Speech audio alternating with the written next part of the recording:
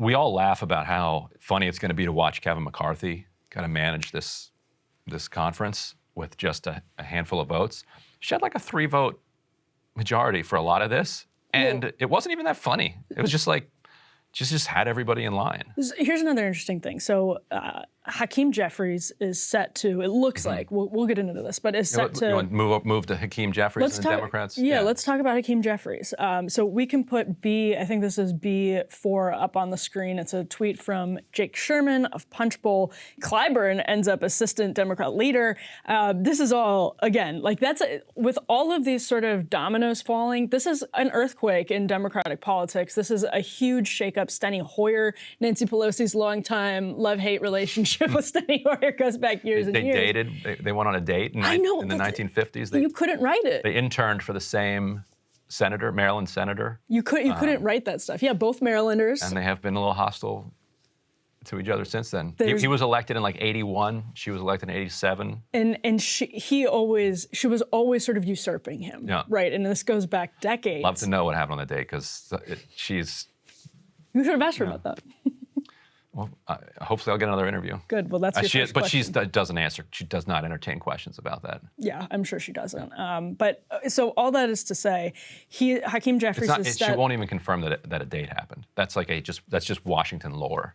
All right. Well, we do know they interned together, and they have beef. Yeah. Well, you can sort of fill in the blank there. So the thing about Nancy Pelosi, and I heard this described actually by Philip Wegman, who just before we started talking here was on Special Report and mentioned that Nancy Pelosi, quote, had bent the institution to her will.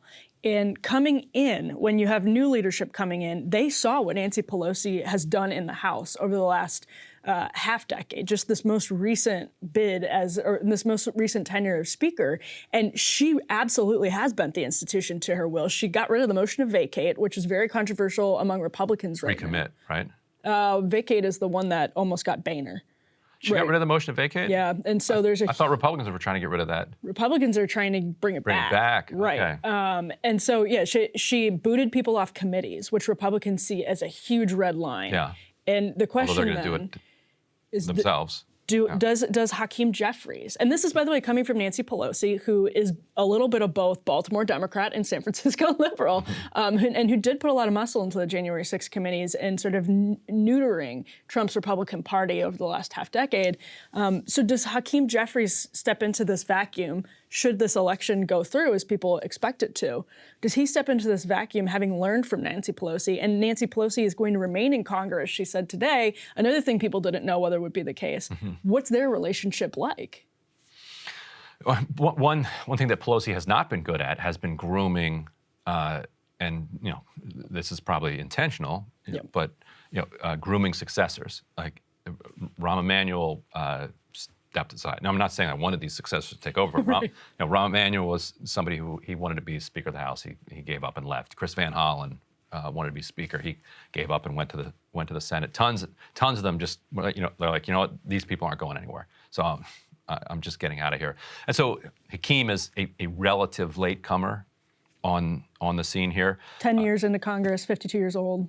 And also, like, he was Joe Crowley's protege, and Joe Crowley was her rival because Joe Crowley, when AOC beat him in 2018, was busy organizing a coalition to challenge her for Speaker. And Hakeem was very much a part of that coalition. And so, but like I said, she's a political player. She's not going to hold that against people. Also, Hakeem has it kind of locked up. So in some ways it doesn't matter. Like, she probably couldn't stop him even if she wanted to. I've seen a lot of people saying, how are progressives, allowing this to happen? It's like, they got beat, and they got beat a long time ago. Like, it seems like he has the votes. And there's the same thing happened with Kevin McCarthy this week. Right. Is Kevin McCarthy the ideal choice of the Freedom Caucus, which very much mirrors what the squad is on the left? Absolutely not. Is Tom Emmer, who's the head of the NRCC and really infuriated a bunch of people on the right, the ideal choice of the Freedom Caucus? No, but they got beat. Right. And so Jeffries, though, is not the vote counter, the whip, the kind of political power player that Pelosi is. Now he has 2 years to try to figure it out. The big question for him is going to be, will he continue to wage an open war on the kind of progressive flank in the House? That's what's so remarkable about Jeffries becoming leader and assuming he gets in without any opposition, that he's in such an open war with the left that he tweets about it publicly. He created an entire PAC, the Team Blue PAC. It's a priority for him. That goes and plays in primaries against progressive Democrats. Like when when Joyce Beatty won her primary in the 2020 cycle against a Justice Democrat-backed candidate, Morgan Harper, he did this huge spike of the football publicly. He was like, you're trying to come for us. We crushed you, and then we're gonna crush you in New York. Elliot Engel's next. We're gonna crush Jamal Bowman. Jamal Bowman actually ends up beating Elliot Engel, even though he embarrassingly, Hakeem Jeffries had called his shot and then lost. But Jamal Bowman today said that he's going to support Hakeem Jeffries for leader. How does that happen? Well, one, personal relationships. Like Right. people underestimate the strength of those. Kevin McCarthy and Jim Jordan. On Capitol Hill. Right. Knowing somebody and liking them. And then you also don't know what people do for each other. Like, Right. And not even in a corrupt way. Personal. Like just, and just the vibing together. Like it's like it matters. The House runs on vibes. The House runs partly on vibes. Well, it sure. has to some extent. Right, and so like, why is he cool with Jamal Bowman, but he's not cool with AOC? It's Right. somewhat significantly about vibes because their Right. politics are, pretty much identical. Jamal Bowman was asked, "What do you think of having two New Yorkers potentially in leadership today?" He said that'd be gangster. The other one being Espaillat, who would run, I think, the DPCC. Who represents kind of part of the Bronx and Manhattan. So you have him in open war with the left and the left supporting him for this leadership position. So then the question is, does he continue the war? And he's like, well, I smell weakness.